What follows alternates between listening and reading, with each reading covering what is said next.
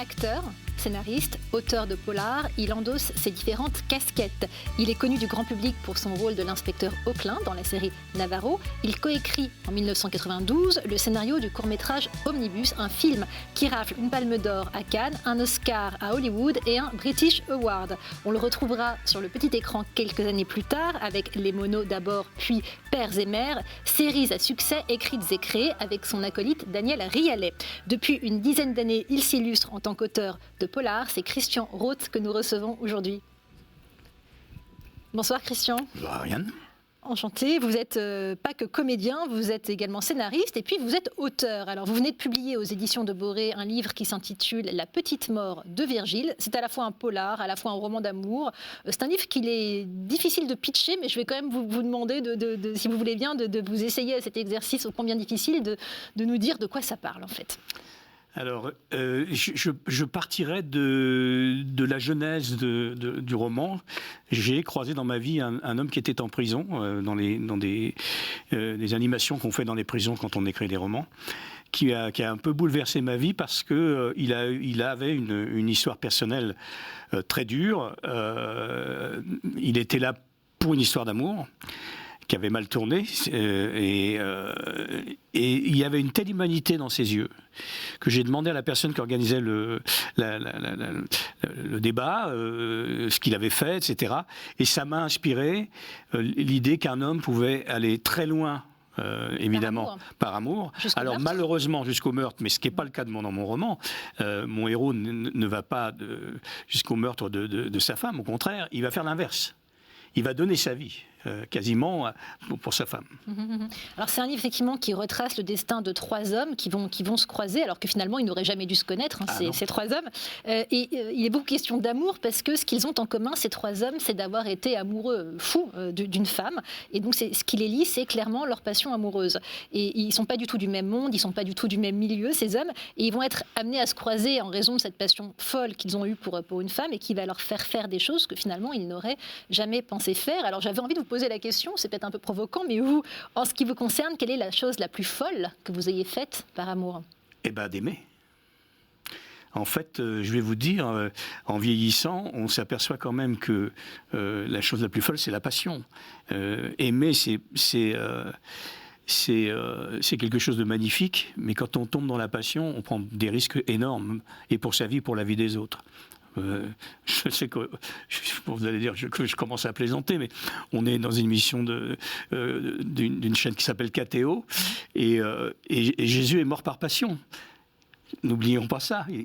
C'est quand même, il a donné sa vie. Est-ce que c'était une bonne idée d'aller trop loin comme ça? Voilà. Et mes personnages sont pareils, c'est-à-dire qu'ils vont à fond dans ce qu'ils ont décidé de faire. Alors Virgile, lui, il veut sauver son couple, donc il va faire toutes les bêtises du monde pour sauver son couple.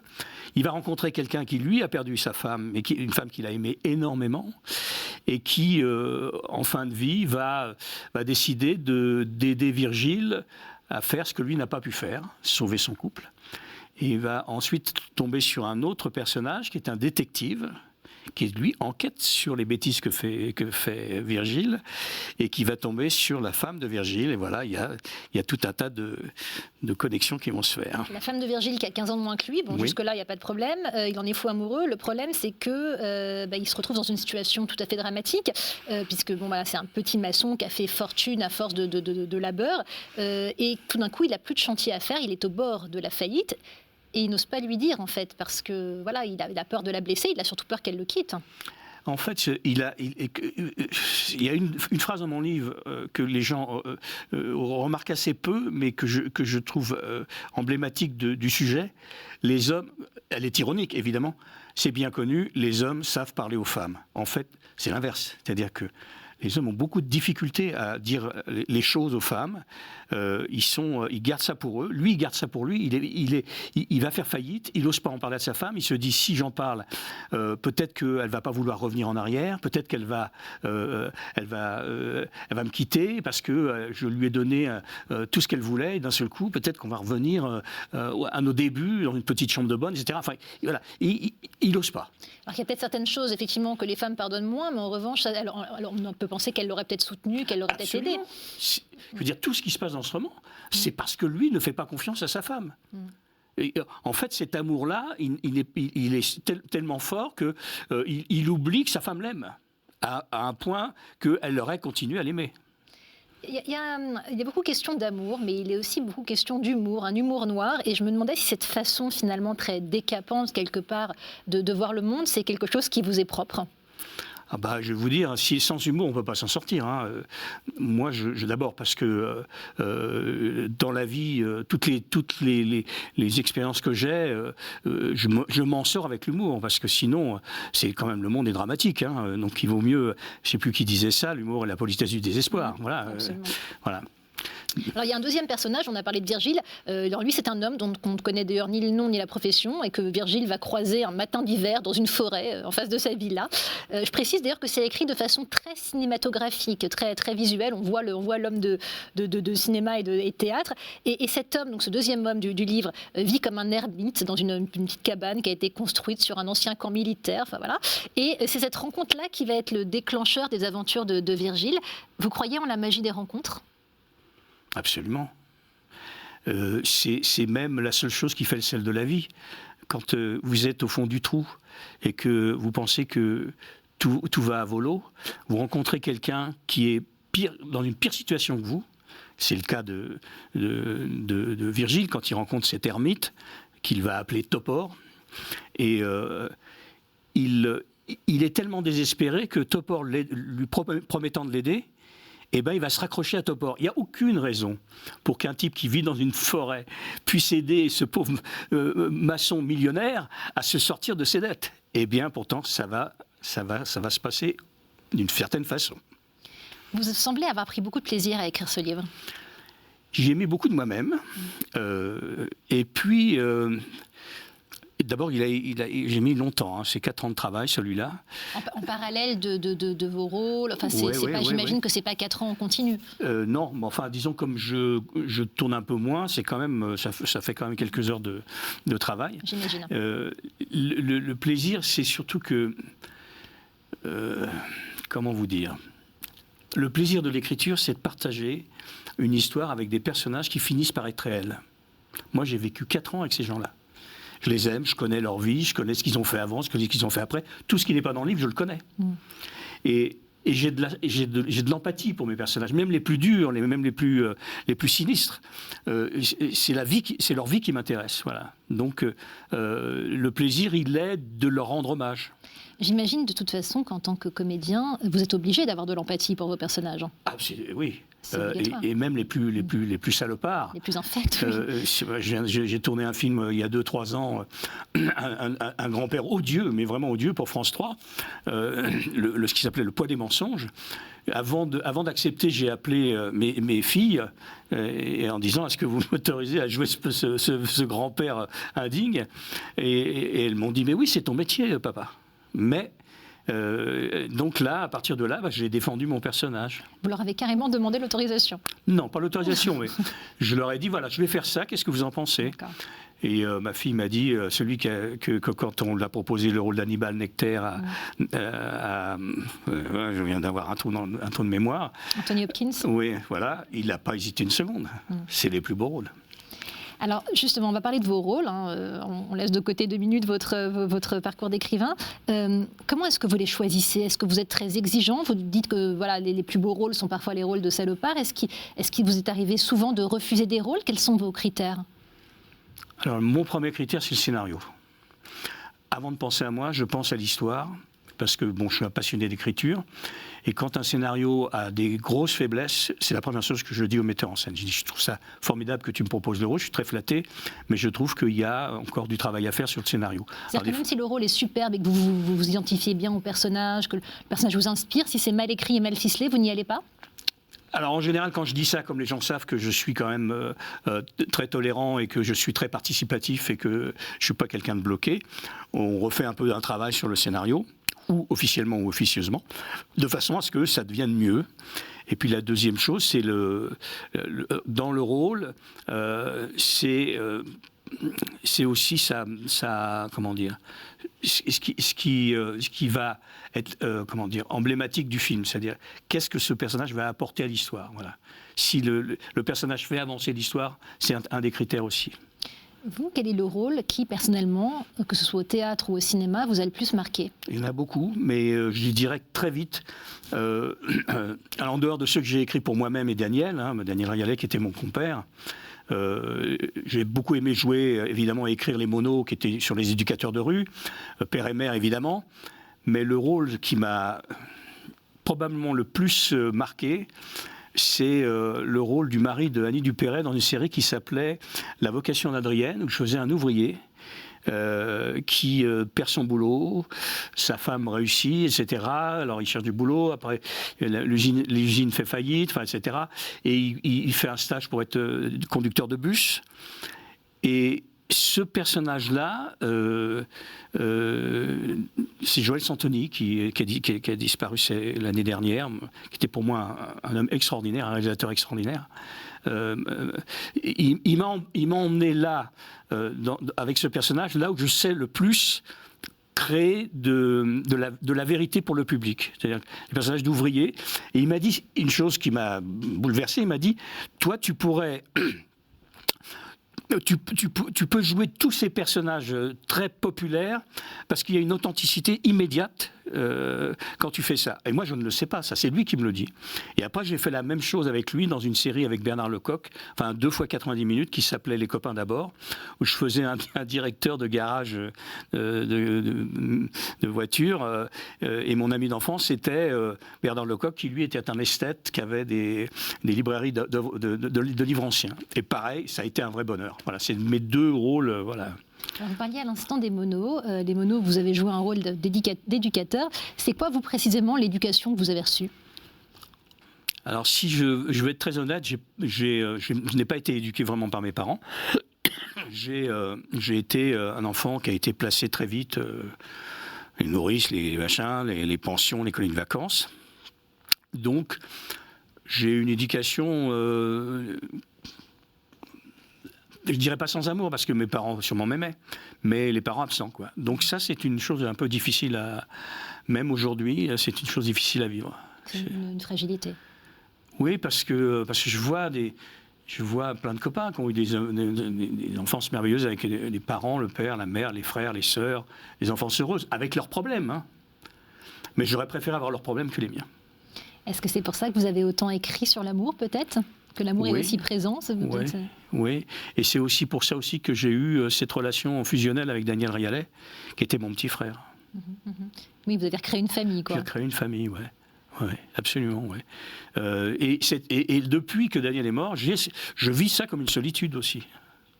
Alors la vie a fait que j'ai retrouvé un grand frère, qui est Eric Jung, qui est un romancier magnifique, avec qui j'ai une relation effectivement fraternelle aussi.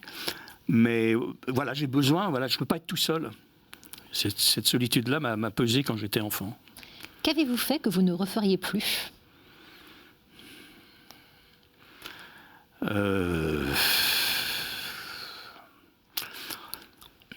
On peut pas regretter ce qu'on a fait, même les pires choses, les pires bêtises, etc. Parce que c'est nous. Ça vous a construit, oui. C'est m'a construit. Évidemment, je regrette d'avoir fumé comme un pompier pendant toute ma vie et de maintenant de me retrouver avec des problèmes de respiration.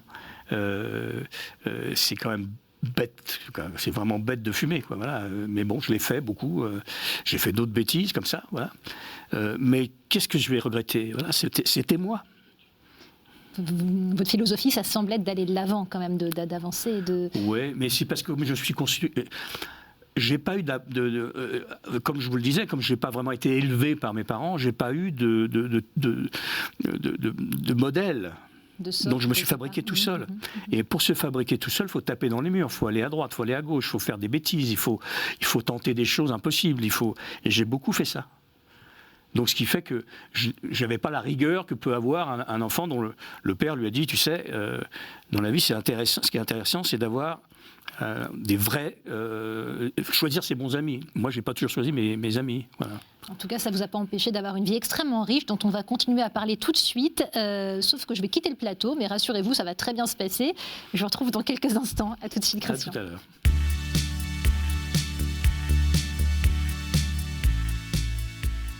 Est-ce que vous êtes bien installé, Christian Roth ? Parfait. Alors, le principe de cette seconde partie d'émission est très simple. Je vous propose un mot, vous me dites ce qui vous inspire et on commence tout de suite avec consolation. Ah, écoutez, ça m'inspire, le mot est dans mon roman. À un moment, le personnage parle de sa jeunesse et il parle de ces jeunes femmes qui habitent dans la cité où il habite, lui, et il parle de ces jeunes femmes qui avaient besoin de consolation, en parlant d'amour et des relations qu'il avait avec les femmes. Se faire consoler, c'est essentiel. Accepter la consolation, c'est pas un défaut, c'est pas une faiblesse, la consolation. C'est le contraire. On en a besoin.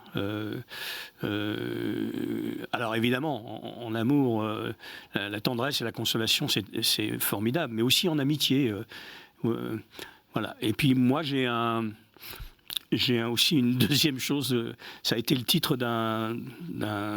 le chapeau d'une interview que j'avais faite pour le journal, je crois que c'était La Montagne, où ils avaient titré ce que j'avais dit dans l'interview, j'écris pour me consoler du monde. Vous, en ce qui vous concerne, vous avez le sentiment que l'écriture a eu cette vertu-là de consolation ? Ah oui, absolument. Je pense que je n'aurais pas l'écriture, je serais très très malheureux, enfin je ne serais peut-être même pas là, quoi. L'écriture me permet de supporter tout ce que je vois, tout ce que j'entends. J'ai une vraie souffrance à voir certaines choses. Je ne me console pas, alors par contre, ou alors que par l'écriture, mais je n'arrive pas à comprendre.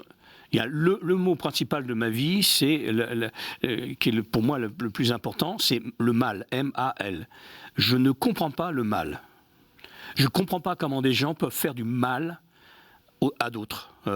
Alors je vais parler évidemment, la Shoah, mais tous les gens qui se comportent d'une façon violente ou une façon méchante ou une façon les mecs qui battent leurs femmes, ces types qui violent les enfants, etc. Je n'arrive pas à comprendre. C'est un mystère pour moi. Voilà, c'est insupportable. Alors, il y a la consolation face à ce mal, effectivement, qui est tout à fait incompréhensible et délirant. Et puis, il y a la consolation aussi face aux épreuves que vous avez traversées, aux êtres chers que vous avez perdus, que ce soit Daniel Rialet, dont vous parliez tout à l'heure, votre fils. Est-ce que vous avez envie de nous en dire quelques mots et de nous expliquer voilà, ce qui vous a permis de faire face à ce chagrin, finalement ? Bah justement, si je n'avais pas écrit, je pense que je ne m'en serais pas sorti de ce chagrin. Mon deuxième roman est dédié à mon fils, Antonin. Il est aussi un hommage à Daniel, puisque un des personnages du roman de fin de série, qui est un jeune inspecteur de police marseillais, il est visiblement, c'est Daniel Rialet, mais revu et corrigé évidemment, mais il y a tout un tas de choses. Les gens qui connaissent bien Daniel vont reconnaître dans mon personnage tout un tas de petits détails qui étaient le comportement, la façon de rire, la façon de s'habiller, la façon de voir le monde, qui était Daniel Rialet. Ça m'a sauvé, j'ai pu faire mon deuil de Daniel en écrivant ce deuxième roman. Quant à mon fils, je ne fais pas mon deuil, parce que c'est insupportable. Voilà, vous savez qu'il n'y a pas de mot en français. On dit ce monsieur il est veuf, ce garçon il est orphelin. Il n'y a pas de mot dans la langue française pour dire qu'un père ou une mère a perdu son enfant. Ça n'existe pas. Il y en a un en arabe. Alors, je ne sais pas si c'est un arabe littéraire ou un arabe contemporain. C'est un ami libanais qui me l'a dit, qui me l'a cité. Je viens de l'oublier en vous parlant, mais il est dans mon livre fin de série, puisque, évidemment, je parle de ça. Et ce mot en arabe veut dire quelqu'un qui a subi une souffrance dont on ne peut pas parler, incommensurable. Il faut dire que c'est tellement inconcevable de perdre son enfant que, oui, il n'y a effectivement pas de mots, ni au propre ni au figuré. Et vous, justement, où est-ce que vous avez trouvé le courage ? Vous citez quelque part Audiard qui dit c'est du brutal, et c'est vrai que voilà, c'est épouvantable. Où est-ce que vous avez trouvé le courage et la force de faire face, au-delà de l'écriture, au-delà de l'amour, au-delà de l'humour ? Je pense que c'est ses frères et sœurs qui m'ont aidé à supporter tout ça. C'est sa maman aussi. Je pense que la souffrance de la mère est encore pire que la souffrance du père. La mère a donné vie à Antonin. Et c'est pas possible, quoi. Pour moi, encore, j'ai perdu mon fils, mais elle a une relation, je dirais, quasiment charnelle. Et donc, c'est mes enfants qui m'ont aidé à supporter... C'est ça, oui. Sans eux, ça serait beaucoup plus difficile. Si j'avais un fils unique, moi regardez, Audiard a perdu son fils. Il s'en est jamais remis. Hein. Il a écrit un roman sublime qui s'appelle La nuit et toutes les autres nuits, hein, que personne ne connaît, ou très peu de gens connaissent, sur la mort de son fils. Et il s'en est jamais remis. Hein. Alors, l'autre mot que je voulais vous proposer, c'est peur, parce que quand il nous est arrivé ce qui peut arriver de pire à un parent et que vous avez décrit, à savoir perdre un enfant, on a peur de quoi ? J'ai peur de la peine que je vais faire à mes enfants, à mes amis, en mourant. C'est ça qui me fait le plus peur. Je pense que mes enfants n'imaginent pas une seconde que je vais mourir, même si j'arrive à un âge où ça va arriver. Je leur en parle. J'ai d'ailleurs une façon de parler de la mort tout à fait claire. Mais ce qui me fait peur, c'est de leur faire de la peine. J'imagine leur peine et ça me bouleverse. Et vous, la vieillesse, c'est quelque chose qui vous fait peur ou pas du tout ? Pas du tout. Je préférais être en meilleure santé, parce que je commence à fatiguer un peu, justement parce que j'ai fumé beaucoup, je respire mal, etc. La vieillesse me fait pas peur. Tant que j'ai ma tête, j'ai l'impression d'avoir 20 ans, hein, voilà, alors que j'en ai 70 quand même. Donc, mais dans ma tête, la vieillesse me fait pas peur. C'est la maladie, c'est le handicap qui me fait peur, évidemment. On a envie d'être pleinement dans la vie. Et c'est vrai que je ne supporterais pas d'être un légume, c'est sûr. Est-ce que vous avez le sentiment, aujourd'hui, d'être là où vous deviez être ? C'est marrant que vous me posiez cette question, parce que c'est ma théorie. Quand j'entends les gens dire « Oui, Daniel Auteuil, c'est une vedette, moi j'aurais pu être une vedette », je fais la comparaison parce que Daniel Auteuil a le même âge que moi, elle a 50 ans. Lui, c'est une star, machin, je comprends pas, moi j'aurais pu être une star, etc. Moi je dis, on est là où on doit être. Si Daniel Auteuil est là où il est, s'il c'est une vedette aujourd'hui, c'est parce qu'il a fait tout ce qu'il fallait pour l'être. Moi, je n'ai pas fait tout ce qu'il fallait pour être une énorme vedette. Donc, on est bien là, on doit être. On n'a pas à jalouser les autres. On n'a pas non plus à se morfondre en se disant « j'ai raté ma vie ». Non, on est là où on doit être. C'est quoi ? C'est le travail, c'est le destin, le hasard ? Quel mot vous mettez dessus ? C'est l'envie. Alors que Daniel, je suppose, a très vite voulu être une vedette de cinéma, etc.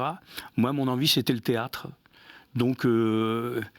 peu importe que des millions de gens me voient, c'était pas mon souci. Mon souci, c'était de monter des auteurs contemporains, d'être sur un plateau. Le théâtre me faisait revivre à la vie et me donnait confiance.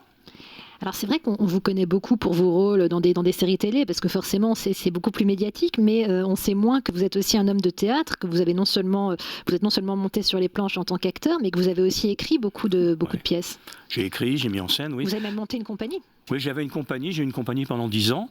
Je n'ai monté quasiment que des auteurs contemporains. Donc c'était une gageure un peu, hein, parce que c'était pas simple. On a eu, avec la compagnie, 2-3 très gros succès.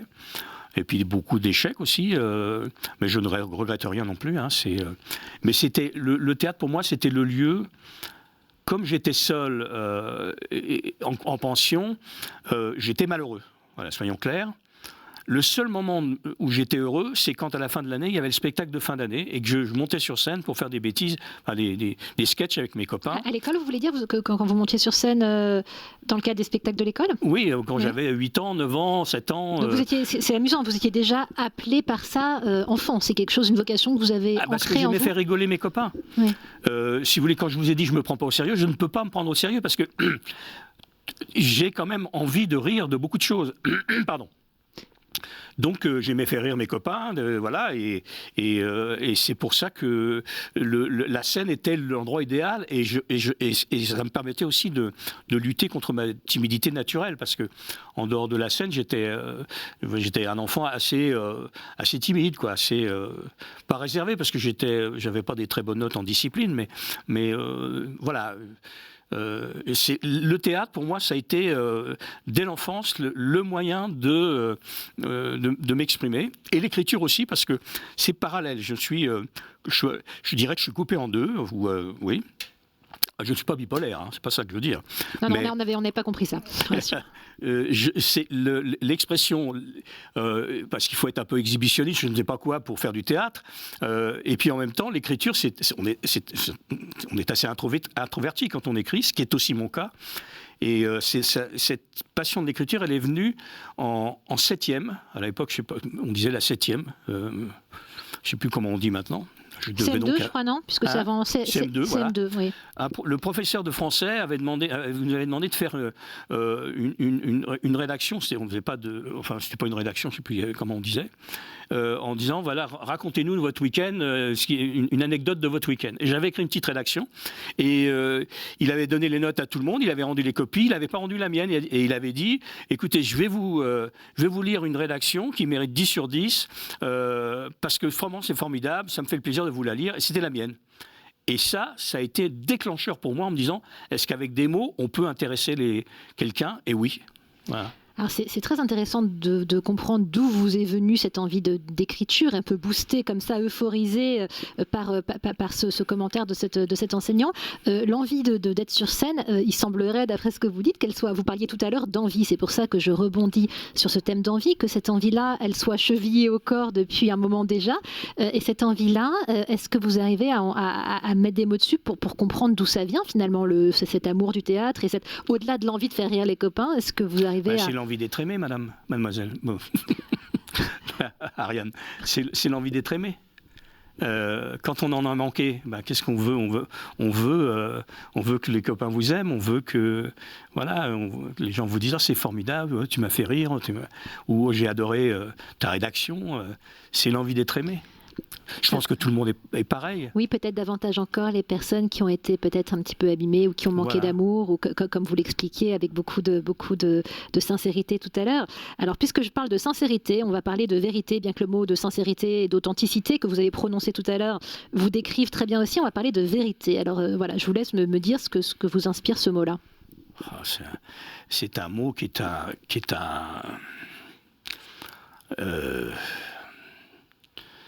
c'est une arme dangereuse, parce qu'elle est nécessaire.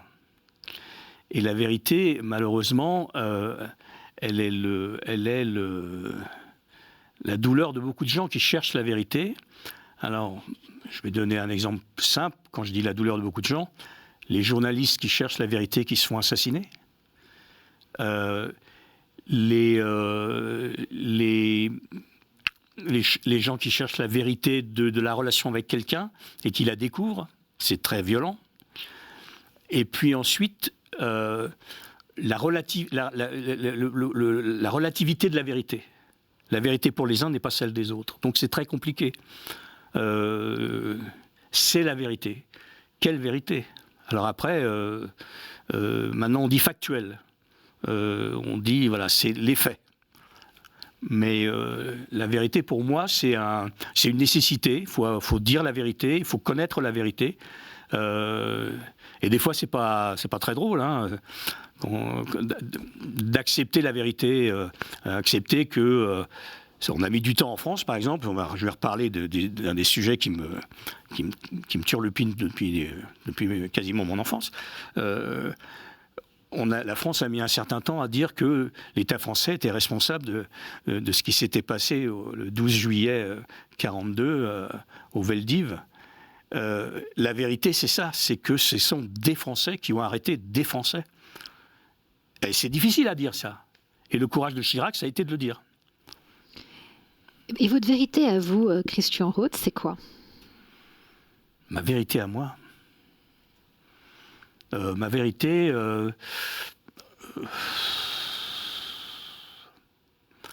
c'est peut-être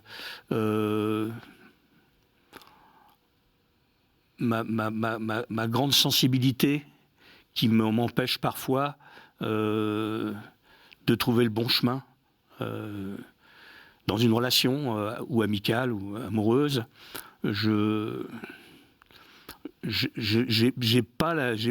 pense que j'ai pas la bonne ossature pour résister à ma sensibilité. Il m'arrive de pleurer très souvent. Est-ce que c'est normal ? J'en sais rien. Et pas nécessairement pour des choses... pour voir un enfant se noyer, là, comme on les voit en ce moment, les migrants se noyer dans la Méditerranée, me bouleverse. Mais je peux pleurer aussi en voyant un enfant embrasser un autre enfant, un enfant blanc embrasser un enfant noir dans une rue à Harlem. Tout ce qui relève de la nécessité de vivre en communauté me bouleverse. J'allais vous demander justement, c'est quand la dernière fois que vous avez pleuré ? Il n'y a pas longtemps. Je viens de voir revoir un documentaire qui s'appelle 209 rue Saint-Maur. Je ne sais pas si vous avez entendu parler de ce documentaire qui est passé sur Arte il y a 2 ans. Oui. Dont on reparle parce qu'il est repassé, là il est sur le site. Et la journaliste a fait aussi un livre qui sort en ce moment. Et j'ai pleuré en écoutant une femme dont le mari a sauvé des Juifs. Elle racontait que son mari a sauvé des Juifs, mais leur fils, était rentré dans la légion nazie, enfin la légion française, je ne sais pas quoi.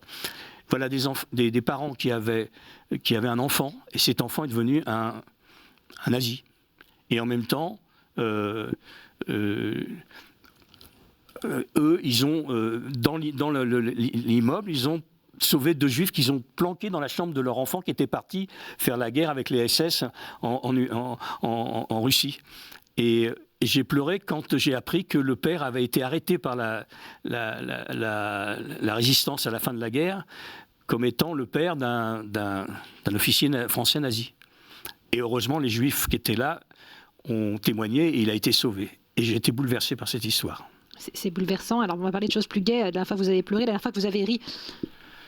Oh ben là, je ris tout le temps. Parce que d'abord, quand on regarde, on est obligé de rire. Quand on voit, est-ce qu'on entend ce qu'on entend, on est obligé de rire. Le nombre de bêtises que les hommes politiques disent, déjà, ça fait beaucoup rire. Moi, ça me fait beaucoup rire. Ça m'attriste, mais je suis obligé d'en rire. Après, chaque fois que je vois une bêtise, chaque fois que je lis un truc, mais les conneries me font rire. Voilà. J'ai envoyé ça à mon médecin ce matin, parce que j'ai une petite bronchite, je lui ai envoyé un texto en disant, voilà, j'ai ça, est-ce que je prends mes médicaments, tout ça. Elle m'a répondu, c'est une femme médecin formidable. Et pour la remercier, j'ai dit, merci, bonne journée, un petit sourire. Et je lui ai envoyé une petite photo que j'ai trouvée sur Facebook. Parce qu'il y a beaucoup de choses comme ça. Et on voit 2 vieilles grand-mères qui font un pique-nique dans l'herbe. Visiblement, c'est une photo qui a été prise en Russie ou en Ukraine. Voilà. Et alors, il y a la première qui dit « Oh là là, c'est incroyable. Quand j'étais jeune, quand j'avais un rhume, fallait que j'allais chez le médecin, fallait que je me déshabille entièrement. Aujourd'hui, j'ai même pas besoin de retirer mon manteau. » Alors, la copine, elle regarde, elle fait « Ah, c'est formidable les progrès qu'a fait la médecine !» Effectivement. Alors, pour terminer sur ce terme de vérité, quand on a vécu des épreuves aussi rudes que celles que vous avez traversées, je pense notamment aux êtres chers que vous avez perdus, est-ce que ça fait toucher du doigt ce qu'on pourrait appeler peut-être de manière un peu pompeuse, mais les vérités de l'existence, au sens où est-ce qu'on comprend le monde différemment ? Non, c'est difficile de comprendre le monde. Moi, je trouve tout ça très injuste. Ce sont des souffrances qu'on ne peut pas comprendre. Je n'arrive pas à comprendre. Mais j'arrive pas à comprendre tout. C'est-à-dire que là, je suis ici dans ce studio pendant que des migrants sont en train de se noyer, pendant que des artistes font un numéro de cirque extraordinaire, pendant que des néo-nazis italiens essayent de prendre le pouvoir, pendant que on se dispute la mairie de Paris avec des arguments contradictoires et parfois grotesques. Tout ça est un chaos pour moi que je n'arrive pas à comprendre. Et pour finir, puisqu'on est quand même sur une chaîne qui parle aussi de religion, je n'arrive pas à comprendre qu'il y ait des juifs, des chrétiens, des musulmans, des bouddhistes, j'arrive pas à comprendre alors la diversité c'est formidable, mais que tout ça ne s'agglomère pas, ne s'entende pas, ça m'énerve. Alors on va terminer avec une dernière notion ô combien importante, la notion de foi. Alors je vais être obligé de parler de ma vie privée. Je suis ami avec un garçon que j'ai connu moi, très jeune prêtre, qui a été ensuite recteur de la cathédrale du Puy-en-Velay, qui est maintenant évêque auxiliaire à Lyon. Et on est très amis. Moi, j'ai perdu la foi. Mais on est très très amis, on parle beaucoup de ça. Et je lui ai dit, mais ta foi en Jésus, c'est un mystère pour moi, explique-moi, je n'y arrive pas, etc. Et il m'a fait une réponse qui me paraît la plus logique. Il est amoureux de Jésus et il m'a dit, toi quand tu es tombé amoureux d'une femme ou plusieurs, tu sais pourquoi ? Je ne peux plus lui répondre. Il me dit, moi c'est pareil, je suis amoureux de Jésus. Alors m'emmerde pas avec ça. C'est mon histoire à moi, quoi. Voilà. Donc la foi, je pense que c'est un vrai parcours personnel. Alors moi, il sait pourquoi j'ai perdu la foi, parce que j'ai été élevé pendant 10 ans chez les maristes et les jésuites, et j'ai vécu une période, les gens ne peuvent pas croire ça, mais j'avais gamin, j'avais 8 ans, j'avais 62 prières par jour, le prêtre tapait dans ses mains 3 fois, on tombait du lit, on se mettait à genoux, on récitait 3 Je vous salue Marie, on rentrait dans l'étude, on faisait tous les chapelets, machin. J'ai été un peu, voilà, comme j'ai dit toujours à Emmanuel, j'ai dit, moi j'ai un avaloir de prières, parce que là, vraiment, les prières, j'en ai fait beaucoup. Et en fait, j'ai été conforté dans ça. Quand j'ai écrit Père et Mère, j'ai écrit un épisode où le challenge, c'était d'organiser un dîner républicain avec les gens de la ville, les élites de la ville. Et il y avait donc un rabbin, un curé, donc le Père Erwan, un prêtre bouddhiste, un imam, un maçon, etc. Et il fallait que tous ces gens-là mangent ensemble dans la même pièce, le même dîner. Et d'un seul coup, j'ai donc retravaillé très sérieusement. J'ai relu la Bible, j'ai relu une partie du Coran, une partie de l'Ancien Testament, du Nouveau Testament, etc., etc. Et plus je lisais, plus je me disais, mais c'est une histoire de fou. Il y en a qui ne veulent pas manger de la viande, il y en a qui veulent machin. Et je me disais, mais ce n'est ces livres ne sont qu'une... Alors pour le coup, je vais vous dire, c'est une consolation pour l'espèce humaine du mystère de la vie. Pour moi, ce sont des belles légendes qui aident à supporter la vie. Mais je n'arrive pas, en lisant, je n'arrive pas à croire certaines choses. Voilà. Ouais, je manque de foi, là, c'est sûr.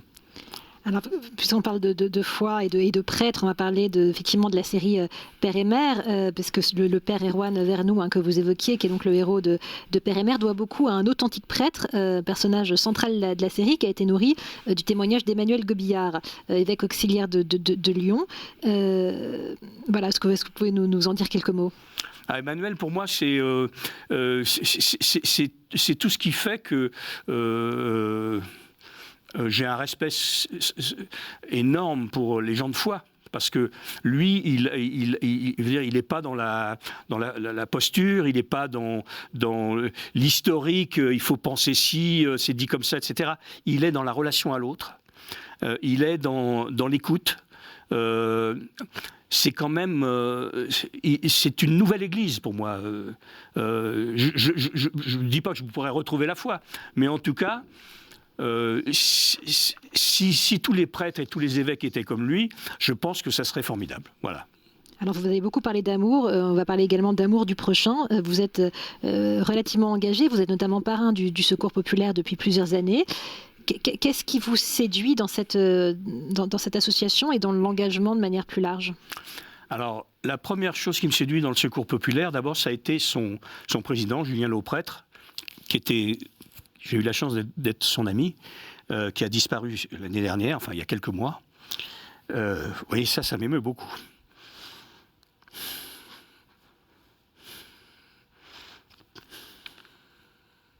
Pour moi, c'est un peu l'abbé Pierre, laïque.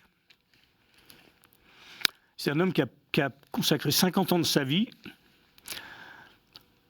clairement, à aider tous les gens qui étaient dans la merde.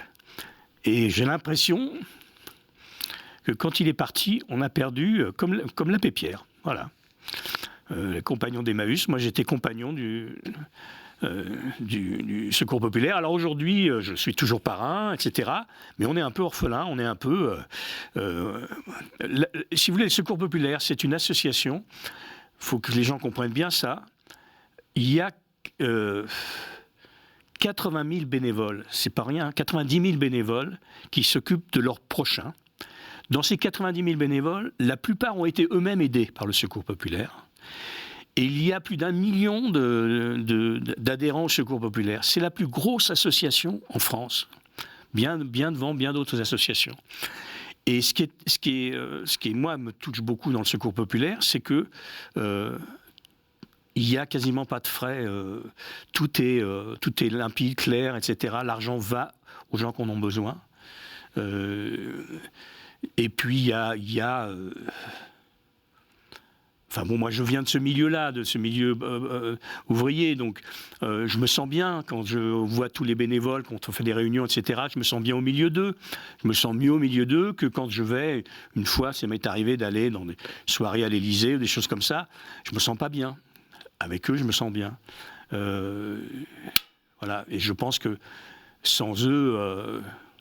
sans le Secours populaire, sans le Secours catholique, parce que le Secours populaire et le Secours catholique, ils ont travaillé ensemble, comme avec les Restos du Cœur. Hein. Mais bon, moi, c'est le Secours populaire. Oui. Ce sont eux les vrais héros, finalement. Écoutez, sans eux, je pense qu'on serait vraiment... je pense que les politiques auraient beaucoup de soucis à se faire. Et en même temps, ils ne sont pas fous, les politiques, parce qu'ils savent qu'ils ne pourraient jamais payer les 90 000 bénévoles. Si on devait d'un seul coup arrêter le Secours populaire, il faudrait bien que ces 90 000 personnes soient remplacées pour aider les gens. Sinon, on aurait des centaines de milliers de personnes dans la rue. Vous, en termes de temps, d'investissement, donc vous faites ça évidemment de manière tout à fait bénévole, hein, ça va de soi, mais qu'est-ce que ça représente ? Est-ce que vous arrivez, entre vos multiples activités, à y consacrer du temps ? Alors c'est compliqué, hein.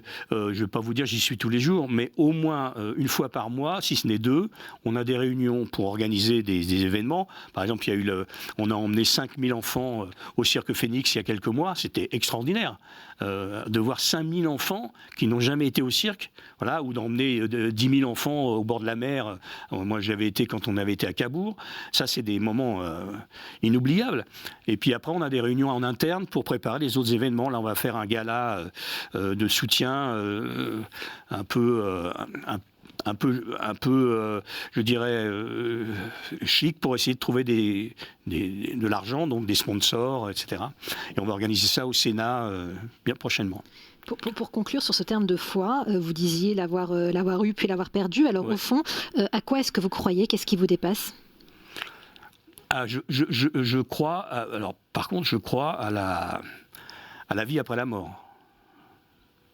C'est-à-dire, je ne pense pas que quelqu'un qui meurt devant vous meurt.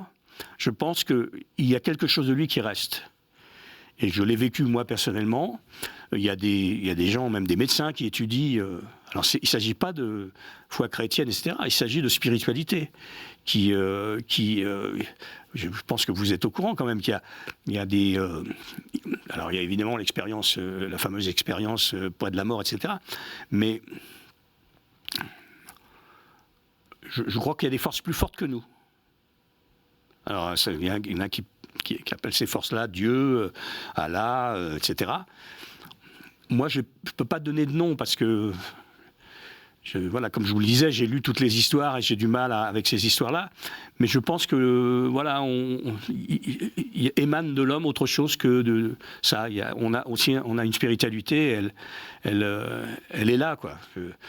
Alors, vous savez, cette femme qui a été opérée, qui était quasiment illettrée et qui a raconté toute son opération au chirurgien, en se réveillant, avec tout le nom des instruments chirurgicaux, parce qu'il y avait un verbatim qui était obligatoire depuis un certain temps dans les salles d'opération pour pas qu'il y ait d'erreur.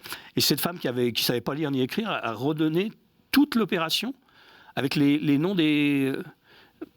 alors qu'elle était dans un coma total, quoi. Elle était en état de mort quasiment, quoi. Donc je pense qu'il y a quelque chose, quoi. L'esprit est plus fort que ce qu'on ne le croit. L'esprit plus fort que ce qu'on ne le croit. Ah oui, oui. On va conclure là-dessus. Je vous retrouve dans quelques secondes. À tout de suite, Christian Roth.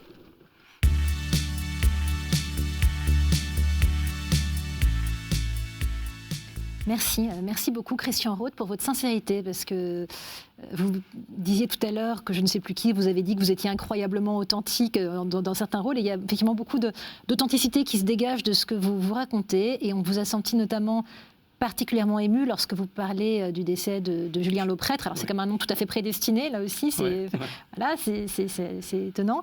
On vous a senti vraiment très très très touché. Bah oui, parce que Julien Lauprêtre, pour moi, je vous dis, c'est mon abbé Pierre à moi, quoi. J'ai pas eu la chance de connaître l'abbé Pierre, mais pour moi, Julien, c'est pareil, quoi. C'est quelqu'un, 50 ans de sa vie pour les pauvres, quoi. Et vraiment, il s'est battu comme un damné pour ça. Et puis son parcours personnel aussi, résistant, arrêté à 15 ans, arrêté avec les gens de la Fiche Rouge, libéré parce qu'il avait 15 ans et que, voilà, c'est quand même quelqu'un, voilà, de très... Voilà, on peut suivre son exemple.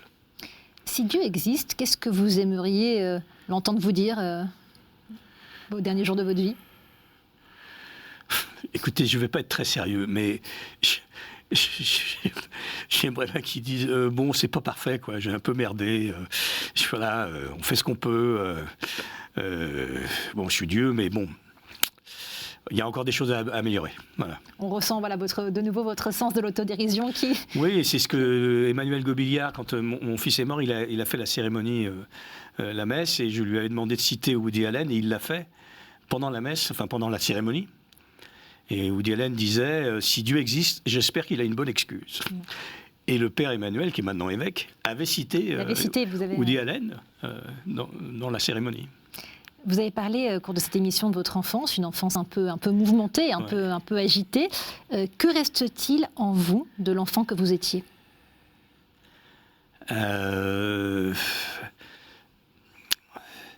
Cette capacité à vivre ma solitude en m'inventant toujours des rêves.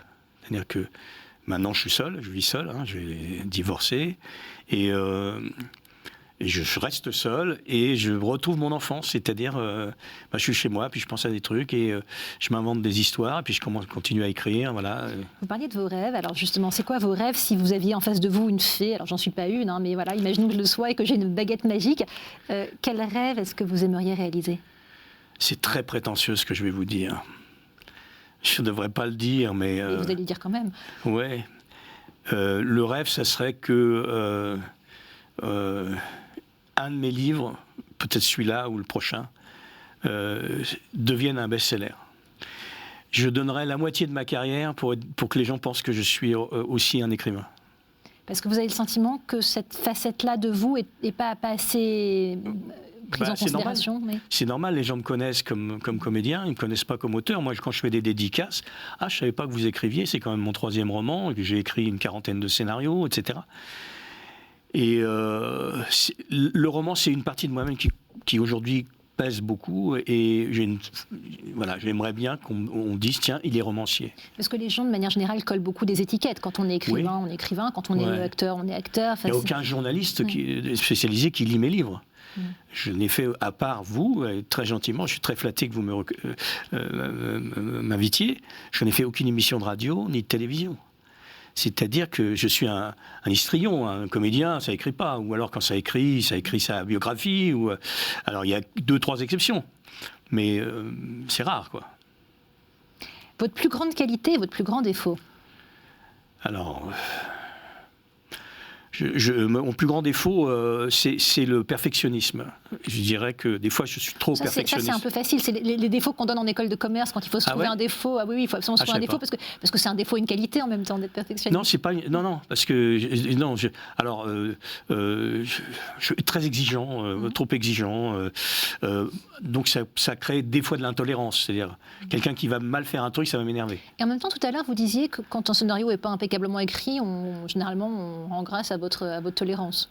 Oui, mais faut pas que ça dure. Faut pas que ça dure. C'est-à-dire que si le scénario, d'un seul coup, je retrouve des choses que j'avais demandées et qui sont de nouveau pas bien, je suis pas très tolérant. Il y a un moment où je dis les choses. Donc j'ai une réputation d'emmerdeur un petit peu. Ça, c'est votre défaut. Alors, et votre qualité? Plus grande qualité? Fidèle. Alors, ça va paraître bizarre puisque je n'ai pas été fidèle dans ma vie amoureuse. Mais je suis fidèle quand même aux femmes que j'ai aimées, même si, voilà. Mais je suis fidèle en amitié. Et je pense d'abord à mes amis avant moi. C'est-à-dire que, par exemple, je pense qu'une de mes qualités, c'est de me réjouir du succès des autres. Voilà. Je vais mettre ça au-dessus. Voilà. Je me réjouis du succès de mes amis, je me réjouis du succès des gens, je me réjouis du bonheur des autres. Ça, je n'ai jamais l'ombre d'une jalousie par rapport à ça. Si vous étiez un péché capital, vous seriez quoi? La gourmandise. La gourmandise. J'aurais préféré être un épicurien? Non, épicurien, non, parce que l'épicurien, vous savez que les gens font l'erreur. L'épicurien, c'est tout ce qu'il y a de plus triste. Hein. Ah oui? Les Épicure, on ne mangeait rien, il fallait tout. Ah bon, oui, non. Épicurien, c'est quelqu'un de très raisonnable. C'est pas du tout. Gourmand et gourmet, alors. Gourmet, voilà. Je cherchais le mot. Voilà. J'aurais préféré être un gourmet qu'un gourmand. Bon. C'est-à-dire que je ne résistais pas, des fois, à des choses qui ne sont pas très bonnes pour la santé. Voilà. Mais voilà. Bon, c'est comme ça. En tout cas, nous, on n'a pas résisté à vous écouter parce que c'était vraiment très, très plaisant, encore une fois, très sincère et très authentique. Je rappelle le titre de votre livre, La petite mort de Virgile. Merci de vous être ainsi livré. Merci de nous avoir suivis. Je rappelle que vous pouvez retrouver cette émission sur le site de KTO, ktotv.com. Bonne soirée à tous.